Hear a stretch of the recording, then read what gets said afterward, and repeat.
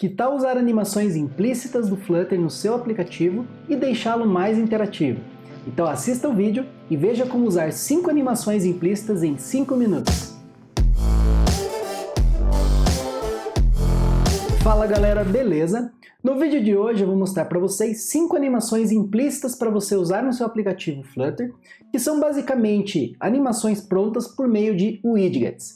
Então aproveita, já deixa o like nesse vídeo para apoiar o nosso canal e se inscreva para novos vídeos de Flutter toda semana.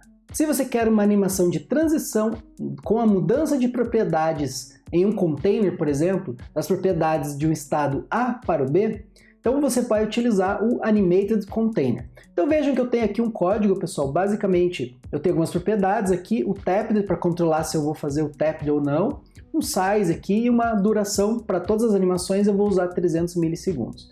Então veja que basicamente eu tenho um Gesture Detector. Quando eu clico, basicamente ele vai alterar as propriedades do meu container. Então ele está mudando o width, o height e ele está mudando aqui o box decoration. Então como que eu faço aqui uma transição entre eles? Basicamente eu vou substituir aqui o meu container pelo animated container. E aqui basicamente eu só vou colocar a duração da nossa animação, que eu já deixei setado para 300 milissegundos. E agora a gente tem a nossa primeira animação.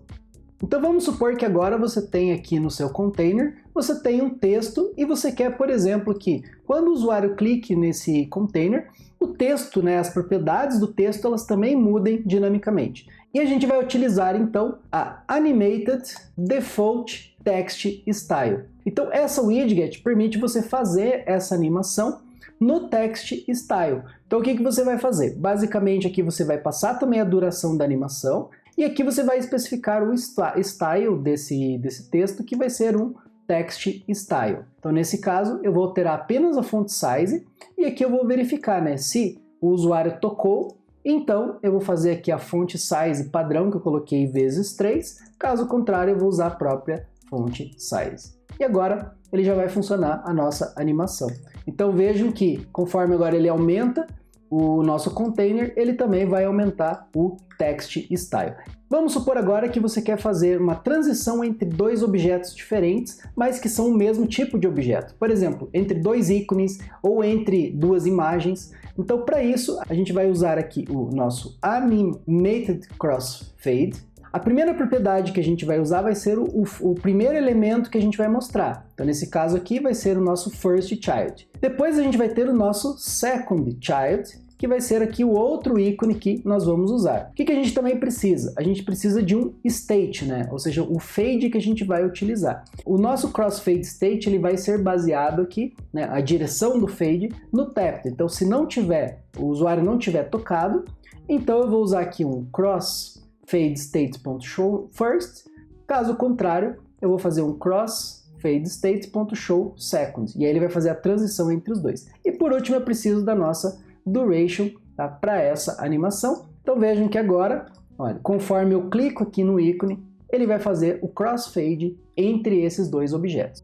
Agora vamos supor que você está construindo algum tipo de aplicativo Flutter que precise aqui, por exemplo, alterar o padding de um determinado objeto. Como vocês estão vendo aqui, eu estou alterando o padding entre aqui o botão. Então se eu clico no botão, ele muda o padding para 20 ou para 120. Como que a gente faz isso dinamicamente? Então, para isso, pessoal, existe o Animated Padding. Aqui eu vou ter também a Duration e aqui também eu vou poder especificar a curva, assim como as outras animações implícitas dentro do Flutter. Então aqui eu vou usar, por exemplo, um curves.easy e aí tem várias curvas, eu vou usar aqui a easy in out. O que significa agora? Que quando eu clicar, vejam que eu tenho um padding que ele vai ser animado.